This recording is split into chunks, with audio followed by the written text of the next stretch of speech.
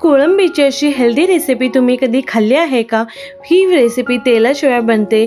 दही प्रॉन्स करी वजन कमी करण्यासाठी एकदम परफेक्ट आहे.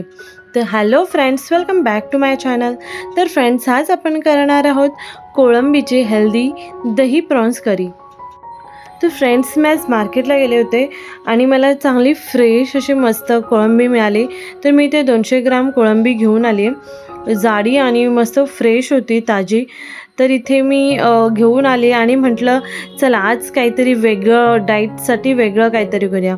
कारण मी नॉनव्हेज फूडी असल्यामुळे मला नॉनव्हेज खायला आवडतं. तर म्हटलं नवीन वेगळं ट्राय करू काहीतरी.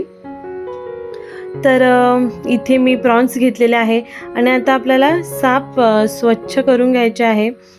आणि इथे बघू शकता तुम्ही, मी अशा पद्धतीने साफ करून घेते. समोरचं तोंडाचा भाग आणि पूर्ण क्लीन करून घेतलेला आहे. आणि मग सुरीच्या साहाय्याने असं हे वरती जे काळी लाईनसारखं असतं ते आपल्याला काढून घ्यायचं आहे. कोळंबी जेव्हा आपण खातो तेव्हा आपण त्याचं काढून घेतो, तसं सुरीच्या साहाय्याने आपल्याला काढून घ्यायचं आहे, म्हणजे ते इझिली निघून जातं. हे पाहू, अगदी इझिली निघून जातं. आणि कोळंबी माझी पूर्णपणे साफ करून झालेली आहे. त्याच्यानंतर मी ते थोडंसं आगळ टाकून घेतलेलं आहे आणि त्याचबरोबर थोडंसं मीठ.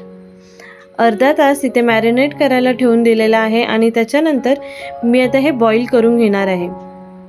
आणि त्याचबरोबर जोपर्यंत कोळंबी बॉईल होते तोपर्यंत इथे आपण वाटण तयार करूया.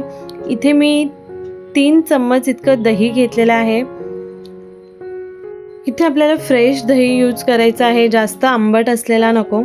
त्याचबरोबर कोथिंबीर, कढीपत्ता, एखादी हिरवी मिरची टाकून घ्यायची आहे, मीठ टाकून घ्यायचं आहे, लाल तिखट आणि लसूण. इथे मी काश्मीरी रेड चिली पावडर कलरसाठी यूज केलेले आहे.